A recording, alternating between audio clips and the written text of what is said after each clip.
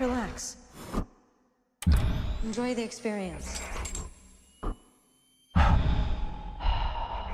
Counting off 60 seconds.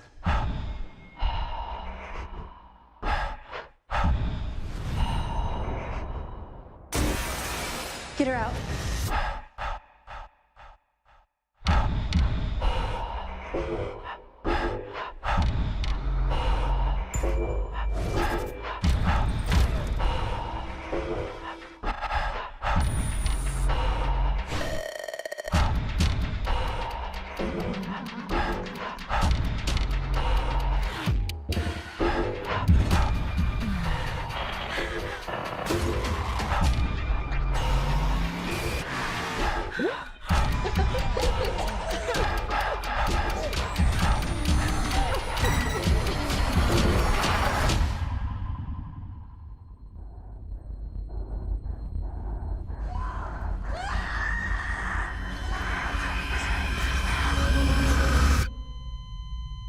Relax. Enjoy the experience. The great Ellen Page. I don't know about, yeah, okay. You don't know about that. Don't put me on the spot. Just bits and pieces. Bits and pieces. How are you? I'm well. I'm a little sick, sorry, so. Yeah, That's okay. I We'll, have this sexy voice. Well, it is nice, raspy. Thanks. Talk to me about Flatliners. This is would you say a remake, a reboot, or just a new movie? I mean, Yeah. is it an homage to the original? I personally love the original. I grew up with it. Yeah, I mean, I'd say a combination of all of those. I think it's like a contemporary reimagining of new obstacles for being a med student at this time, new technology, science, etc. So, new characters, and yeah, it was a lot of fun to make. The director of it is the guy that made the original Girl with the Dragon Tattoo with Rumi. Is that Rumi Pace? Is that her? Yeah. The actress? Yeah. I never get her name right. Excuse me. I don't think I do either. So, What she's made amazing. what made you want to work with him?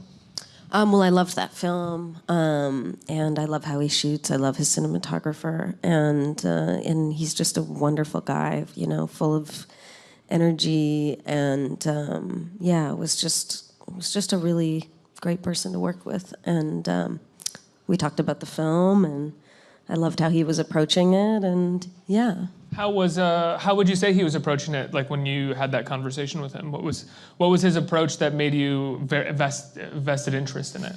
Well, I liked that, he wanted to shoot it in like an, elegant way, but also really focused on making it fun and scary. And I liked how he was approaching it, tonally and finding that balance. Like I remember looking at one frame and I was like, that is so beautiful. Like that looks like it reminds me of like a Gregory Crewdson photograph or something. And he was like, oh yeah, that was one of my main references for the film, So like, cool. I loved that approach mixed with it's, big and fun and scary and all those wonderful things that I would imagine people would go to the theater to get from a movie like this, yeah. For years, Gregory Crewdson photographs were my screensaver on my laptop. I don't blame you. I love his photographs. They're Yeah. so meditative and haunting and He's beautiful. amazing, yeah. If he accomplishes one frame that Yeah. feels like that, I'll probably be in love with this movie. Yeah. What was it like on set? It's an incredible cast here. It was great. I mean, we all totally bonded on like a long weekend. We, got a little cottage and swam in to swim in a lake and whatnot in Ontario. And yeah. Did you go up to like cottage country up like in Ontario where there's just like a Nina bunch sort of different organized lakes? the whole thing. you She's just- really good at that stuff. Yeah. It's a beautiful area. I go up there every year. It's gorgeous, yeah. So, no, it couldn't have worked with a better, like, more talented, lovely group of people. So we really got along and supported one another, and, I'm big fans of all of them, and they're all great in the movie. Talk to me about your character in the original film. The characters they kill themselves and then they come back. But when they kill themselves, they sort of go back into a place of their original sin, and they start getting haunted by an original sin, either from their childhood or from their lives currently. Does that still stand in this narrative? And can you talk about what your character's past problems might be? Yeah, kind of. As much as we Not can. really. Yeah, Yeah. sure. Yeah, that's the big, the very the same in this film as the original. Yes, my character has made a mistake in the past that led to pretty disastrous, sad consequences. So she's dealing with a tremendous amount of regret and grief that pushes her to want to do this and manages to convince her friends to be involved. And that's the part of the movie that I love so much, exploring the idea of repressed trauma and how that manifests differently in people. And I will say, a reboot of the original movie leaves a lot to explore in terms of the ideas of repressed trauma. The original movie is very much, what's fun about it is that it's like a somewhat simplistic horror movie, but there are those threads that you can kind of pull and get even more out of. Yeah, and I'd say I approached it with for her, an ambiguity in terms of, is this the subconscious, is a portal open, et cetera, et cetera, et cetera. And so that was just really interesting to me. You have a movie at Toronto, 2 movies at Toronto, I guess, which one was The Cured, which is a kind of zombie film, right? I feel like it's probably much deeper than that, and I'm not describing it correctly, right? Yeah. Do you want me to talk Yes, about please. it? Okay. An amazing Irish filmmaker. It's his first feature. His name's David Frame, but he made a short called The First Wave, which was sort of like a prequel on some level to this film. And then he made another short film of his I saw called The Tree, which is just stunning. So I felt so lucky to get to be a part of his first feature. And it's different. It's the sort of infected film that takes place after the infected/zombie movies we're used to seeing, a genre that I love. And so it's about. Do you have a favorite zombie movie? Yeah, I love 28 Days Later, and that impacted me so much. And that came out, I guess, now when I was a teenager.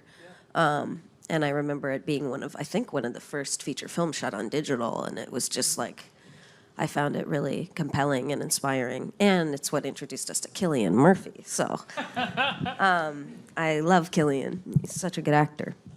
So basically, the premise is if there was a cure, how would these individuals be sort of allowed back and welcomed into society? And the other part of it is that they remember what they've done, so they're dealing with this incredible guilt and remorse for these horrible things that they've done when they've been infected. It's a great premise because the best zombie movies have always had a thin veneer of metaphor in regards to what was happening, going back to the originals like Night or Dawn of the Dead, where they're in a shopping mall, and this seems like a very clear metaphor for how we approach, just in my mind, and they might not have been thinking of this, but how we approach prison reform, which is very silly to sound silly, but the way that we deal with past things that we've done that are incorrect, and how we get reintroduced into society, and how we cure someone. Yeah, I think it parallels a lot right now, and David speaks of this, but when he was originally writing the script about 6 years ago, sort of the rise of all these populist movements. And so for me, the film has so much to do with how fear is utilized and manipulated to, gain power. And I think that's a big focus of the film, and was what compelled me so much reading the script. Yeah. You've been an activist for quite some time in the LGBTQ community. When we talk about how fear is used to gain and access and wield power, are you seeing that or feeling that even more in the last 7-8 months with this administration? Yeah, I think it's pretty clear how much more, in our face it is. But I would say it's nothing new, And, whether you think of Indigenous people who've always been resisting or marginalized people that have always been having a difficult time, and there's always not been many sides, So I think it's a wake-up call potentially for people who maybe weren't quite informed about, how people struggle and deal with injustice in this country. It's the one, and I will take the crucifixion for saying this, but it's the one minor silver lining of all of this is that this administration is so bad at hiding they're evil. That to a certain degree it has become a wake-up call, and people are noticing things more and more because it's hard to hide from it. Yeah, that's my opinion. It's not a good silver lining whatsoever, but like there's something there, and it's a positive that you do see people a bit more alert to what's happening. You had another film at Toronto as well, right? That's premieres tomorrow night. Yeah, with Kate Mara. What is this film? It's called My Days of Mercy. Kate and I are really good friends. We wanted to work together. I've always been a huge fan of hers. And so we, reached out to the people we work with to find a script. We did. We were lucky enough to get Christine Vachon to produce it. Yeah, of Killer Films. So You worked with her before? Years and years and years ago. Yeah, it was like 19. So this was amazing and an amazing opportunity to learn a lot from her. And so that film is, I play a girl named Lucy who at 14 walked into her home and found her mom bleeding to death. She'd been stabbed. And then her father's convicted for the murder and is on death row, but is very adamant that he's innocent. And my older sister and my younger brother and I, my older sister is played by the amazing Amy Simons. Yeah, she's so good. She's one of the geniuses kind of that we have working right now as a director, as an actress. Writer, director, producer, actor. Sun Don't Shine was like one of the best independent films in a long time. Yeah, no, she's a genius and she's so lovely. And she's wonderful in this movie. And so we travel, we're activists against the death penalty, and every time there's a state execution, pretty much go in our RV and set up with the other activists, and then there's the other side, of course. And I end up meeting Kate's character, who's named Mercy, and we start to fall in love. And is Kate's character on the other side of the? She is on the other side, yeah. Right. So okay, so it's like bridging the. Not sorry, I don't mean. Sort of, yeah, I think it's a little more.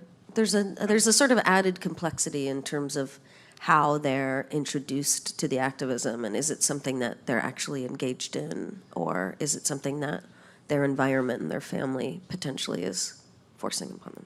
When the two of you saw a script to work on together, were you looking for something that tied together some of your activism or just sort of activism in general, or was this just organically? We were looking for a love story, but yeah, that was about it. Yeah, we just said love story. And then Joe Barton wrote the script like 8 years ago. And then we talked to him, and he was kind enough to let us continue to develop it. And yeah. Who did you bring on to direct it? Tali Shalom, Ezra, she's amazing. She did this film called Princess. I don't know if you saw it. It was at Sundance a couple of years ago. She's from Tel Aviv. Okay. And so, yeah, we saw Princess, and we loved it. You should see it. It's great. And beautifully shot. And Radek, who shot My Days of Mercy, shot that. He shot The Babadook. Sorry, I love cinematography. I love The Babadook. The Babadook's great. So good. The Babadook's got and great so beautifully shot. Yeah, he's so good, and he's so such a wonderful person to work with. And yeah, we Skyped with Tali. She was in Tel Aviv, and who's your favorite cinematographer, if you don't mind me asking? oh Do you not want to? Because you work I with don't too wanna many say. of them. Yeah, but I'd have a hard time probably deciding that. Yeah. I go with Harris Savitas because he's not here anymore. So Right. there's no one that can get offended at that. Sure. So in honor of him, I'll say him. Cool. You have a show on Viceland called Gaycation. You had an amazing season. Talk to me about putting that show together. I know that Spike Jonze approached you, and you had this idea because you love travel shows, right? Sort of, yeah. Spike's a good friend, and he just was like, "Oh, we're starting a network, and if you have any television ideas." And then a couple of days later, I had this idea, and yeah, I think it's a combination of those shows, especially when I was younger. Like, I learned a lot from them, the good ones, and they impacted me, and then experiencing, even when I was closeted, sort of around the world situations and whatnot, being a queer person, and then imagining, people who have a much more difficult than I do experience. And I thought it was a good opportunity to offer more representation, and needless to say, representation around the world, and try and connect the dots in terms of how this oppression, comes to be, and what we can do about it, needless to say. So, When you were going to different places and you were finding people to cover and talk to, did you ever have trouble because people were afraid of putting themselves out there? Mm-hmm. They didn't want their community or even their government to know that. Yeah, that they were absolutely. Well, a lot of people who are extraordinary, you know, and extraordinary, brave, and generous to share their story, who do it anonymously. And then, of course, last minute, some people can't, you know, decide not to do it, and understandably so, of course.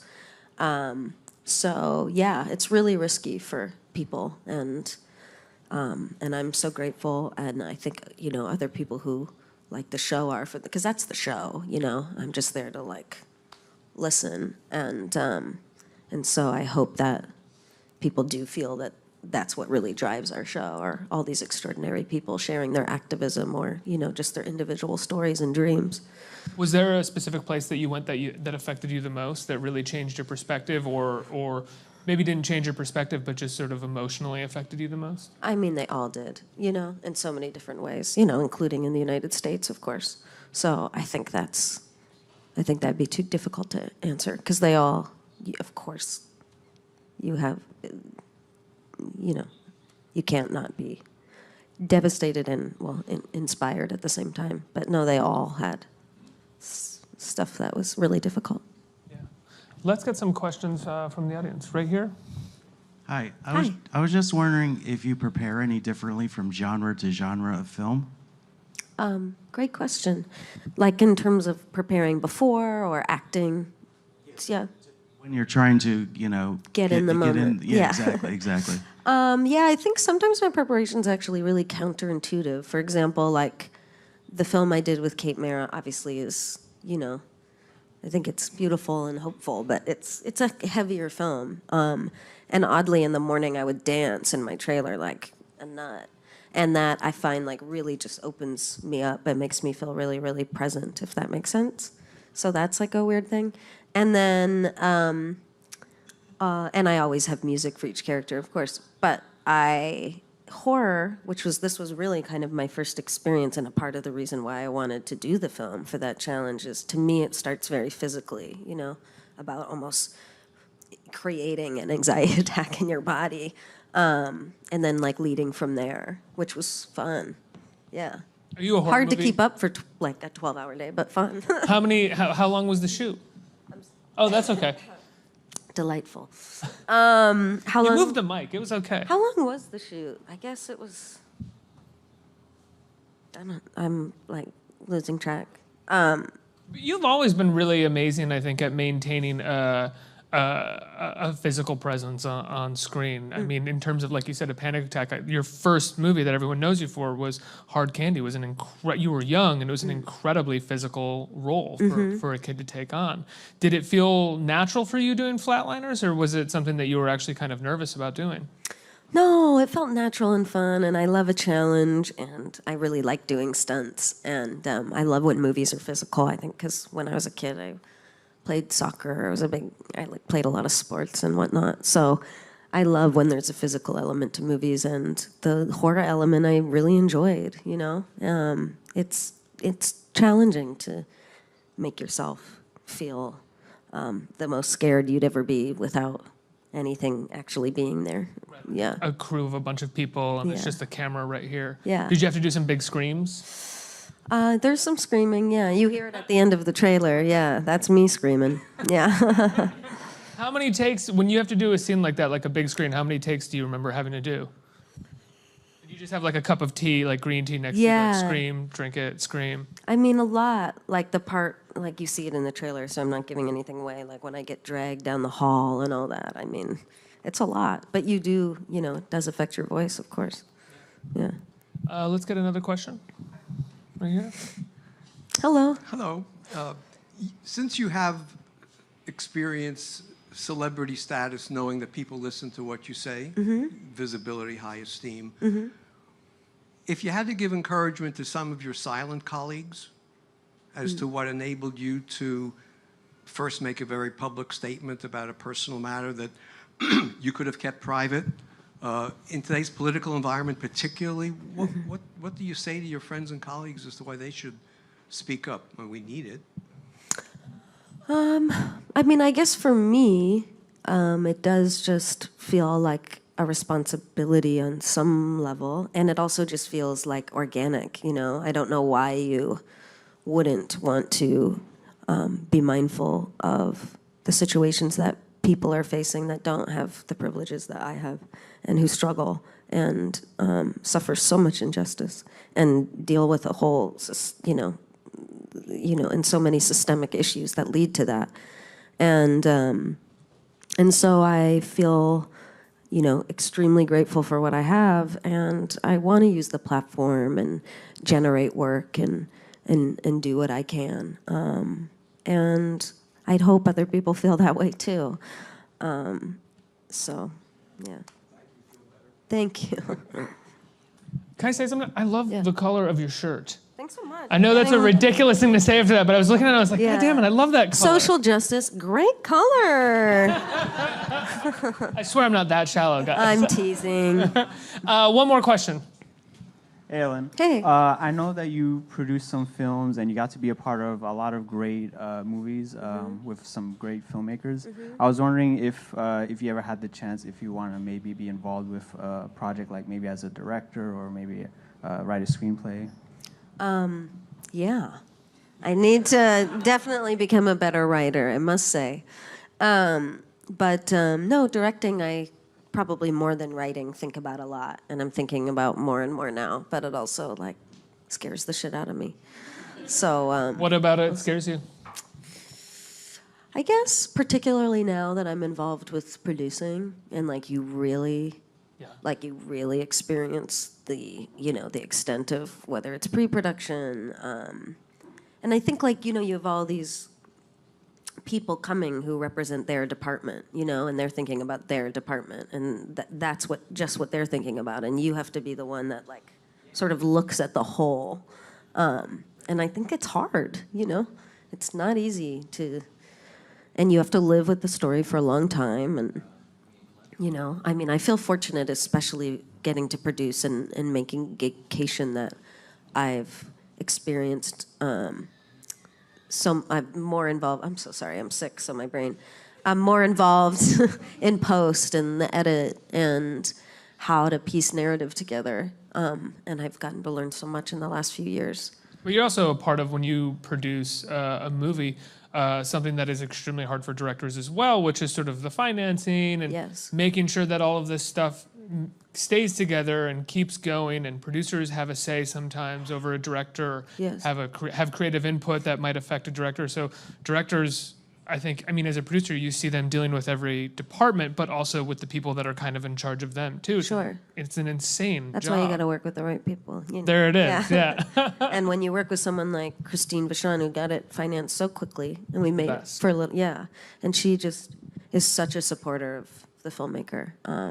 For those of you who don't know who Christine Vachon is, Yeah. IMDb, Wikipedia, she is a legend. She's just like one of the greatest independent film producers we've ever had, and she's unbelievable. Yeah, she's amazing. On that note, though, Flatliners comes out September 29th.